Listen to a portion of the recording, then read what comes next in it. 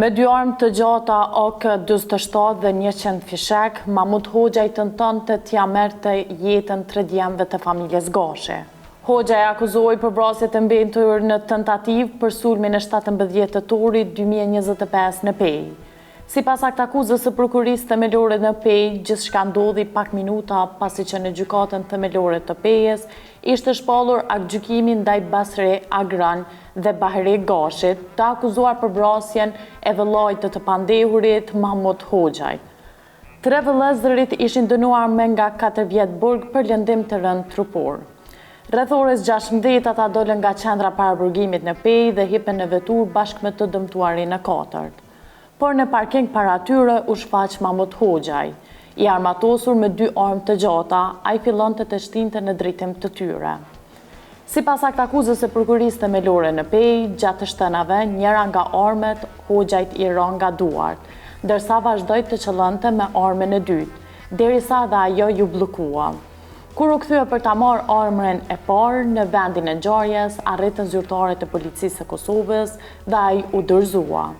Nga 100 fishek që kishte me vete, dyshohet se Hoxhaj arriti të shtente 17 herë. Si pasojë të dëmtuarit pësuan lëndime dhe përfunduan në spital. Njëri nga plumba dëpërtoi edhe në objektin e gjykatës themelore të Pejës, duke dëmtuar një xham dhe një pjesë të një rafte. Por ky rast nuk nisi me 17 tetor 2025. Për ta kuptuar se çfarë qëndron pas këtij sulmi, duhet të kthehemi vite më herët. Me 28 prill 2022 në fshatin Vollajak të Klinës, një konflikt mes familjes Gashi dhe Hoxhaj përfundoi me një të vramë dhe disa të plagosur. Në qendër të përplasjes ishte një borxh prej 300 eurosh i marrë në Itali. Sipas aktakuzës së rastit, konflikti ishte përshkallëzuar pas një përleshje të mëhershme mes 2 anëtarëve të familjeve. Me 28 prill rreth orës 20:30 në parkingun e restorantit Villa Park në Vollajak, familjet u përballën sërish.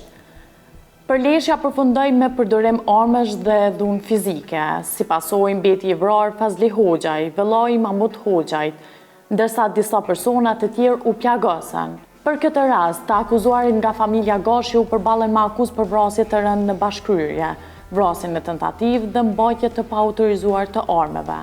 Me 17 tetor 2025 në gjykatën themelore të Pejës u shpall aktgjykimi ndaj familjes Gashi. Dhe pikërisht pas këtij aktgjykimi ndodhi sulmi i Mahmut Hoxhajt. Nga një konflikt prej 300 eurosh i marrë në Itali, të vrasja në Vollajak e më pas të shtënat me armë automatike në Pejë.